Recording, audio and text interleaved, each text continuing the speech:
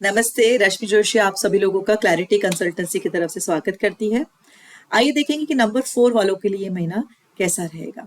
तो नंबर 4 उन सभी लोगों का बर्थ नंबर है who all are born on 4, 13, 22 and 31. So let's see कि आप लोगों का ये महीना कैसा रहेगा। तो पहले तो आप समझ लीजिए कि ये महीना आप लोगों के लिए अच्छा है।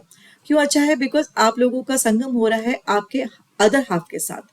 Rahu is the upper part of a body and Ketu is a lower part of the body. So ये महीना आपके लिए वो accomplishment वाला हो सकता है। आप जिस खोज में निकले हैं उस खोज को आप पा सकते हैं, परिपूर्ण हो सकता है आपका जो भी प्रोजेक्ट है वो। तो that is definitely happening for all of you this month. ना how it is working students के लिए महीना कैसा रहेगा? स्टूडेंट्स आप लोग अगर रिसर्च बेस्ड स्टडीज में हैं तो आप एक कंक्लूजन्स पे पहुंच सकते हैं। अगर आपने काफ़ी काम किया है किसी सब्जेक्ट को पढ़ने में, ओके, नॉट नेसेसरी आप रिसर्च में है, अगर आप जनरली भी अगर किसी सब्जेक्ट को पढ़ रहे थे और उसमें आपने कुछ रिसर्च किया है, कुछ रेफरेंसेस लिए हैं, तो उस रेफरेंसेस को आप डेफिनेटली अपने नोट्स में कनेक्ट कर सकते हैं और उसको आप अच्छे से प्रोड्यूस कर पाओगे, उसको आप अच्छे से उसका कंक्लूजन्स निकाल पाओगे। That is definitely helping you this month. Also आपको ये महीना काफ़ी सारी चीज़ें अचीव करने में हेल्प करेगी जो आपने जैसे सोच रहे थे कि ये मैं ऐसे करूँ तो ऐसे हो, getting that 2+2 = 4 was little difficult. तो ये महीना वो 2+2 4 आपको मिल जाएगा, is what I am going to say for all the students. Definitely you are getting work overwork, I am going to say like this because ये महीना आपको शायद थोड़ा ज़्यादा ही मूवमेंट पे रख सकता है, बिकॉज शांति से नहीं बैठने देगा, आपको कुछ ना कुछ करवाते रहेगा, आपको सोते हुए भी आपका दिमाग चल सकता है। That is what is happening this month for you. Now let's see कि होम मेकर्स के लिए महीना कैसा रहेगा। होम मेकर्स आपको ये महीना ये सोच लेना चाहिए कि आप जिस चीज़ को जैसे समझ रहे थे, कुछ अंडरस्टैंडिंग करने की कोशिश कर रहे थे और वो आप समझ नहीं पा रहे थे, तो वो सारा ही चीज़ आप इस महीने डेफिनेटली अंडरस्टैंडिंग पे आ सकते हैं। काफ़ी सारी चीज़ें जो आप करने की कोशिश कर रही थी वो नहीं हो रहा था, तो ये महीना वो सारा जगह पे बैठेगा।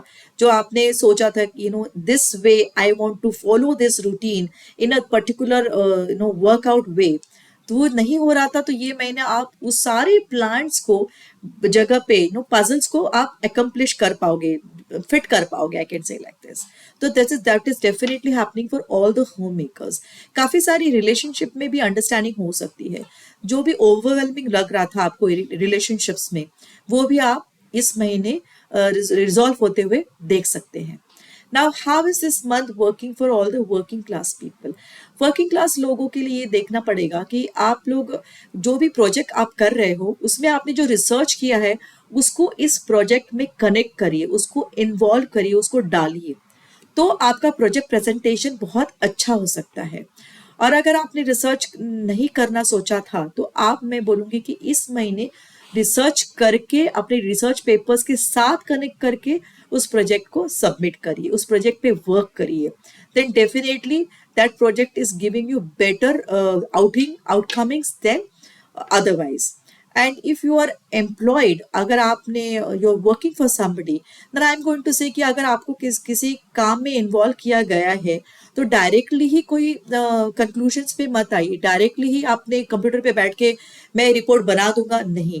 प्रोजेक्ट रिपोर्ट बनाने के पहले थोड़ा स्टडी करिए, उसके रेफरेंसेस, उसके पास्ट जो भी हिस्ट्री है उसको निकालिए और उसको कनेक्ट करिए, उसको उस अपने स्टडीज़ में डालिए, ताकि आप अपने रेफरेंसेस जब प्रेजेंटेशन करो तो उस रेफरेंसेस को आप दे सके और आपका प्रोजेक्ट अच्छे से लोग समझ पाएंगे और आपका प्रोजेक्ट अच्छे से डिलीवर भी होगा।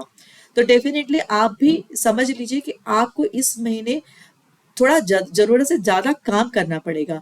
तो काम करने का मतलब ये नहीं होता है कि आपको यहाँ से वहां भागना पड़ेगा, वो भी हो सकता है, बट ये मैं काम करने का मतलब ये हो सकता है कि आप सोते हुए भी सो नहीं पाओगे। No, you will be awake while sleeping also, is what I am trying to say, because your brain is going to function all the time.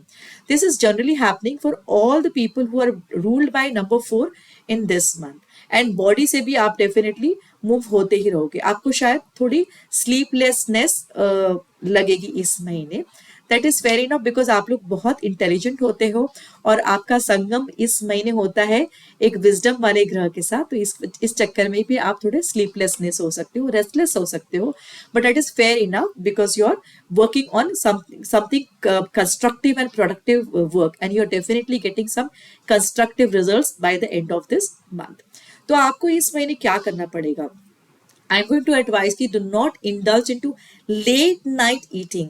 अगर आप रात को जगे हैं किसी काम को लेकर, तो don't have caffeine drinks, coffee P के मैं जाके काम करूँ, ये मत करिए, तो उससे आपको थोड़ा हेल्थ में प्रॉब्लम हो सकती है। लेट नाइट मंचिंग मत करना आप लोग। अगर मंचिंग करने का मन कर रहा है तो आपको शायद मैं बोलूँगी कि eat some healthy snack if you have to munch too because you can not follow sleep, but advice will be avoid munching of unhealthy food. Definitely I am going to say कि आपका इस महीने अच्छा दोस्त कोई हो सकता है, तो watermelon is a good fruit for all of you. Melons और कुछ नहीं तो लेमन जूस ही आप ले लीजिए, लेकिन ये सारी चीज़ें आपके लिए बहुत अच्छा मदद कर सकती है इस महीने आपको फिट एंड हेल्दी रहने में। आपको जो कलर्स इस महीने सपोर्ट करेगा वो है आपका colour all the shades of grey. Grey आपके लिए बहुत अच्छा हो सकता है। You can take the support of red colour also, it's going to work excellently if you are into like team leader and boss and type of thing. अगर females जो भी है, तो अगर आप किसी चीज़ को लीड कर रहे हैं, किसी प्रोजेक्ट को, अगर आप कोई पार्टी थ्रो कर रही है, तो keep the colour theme as red, it's going to help you greatly. आप खुद रेड में ड्रेस हो जाइए, it's an excellent color. In general, I'm going to say कि lighter shades of gray is also great for all of you. So hope you all will have a great month this month, and do put a comment to me so that I can also feel good कि आपने मेरे साथ connect किया. Thank you.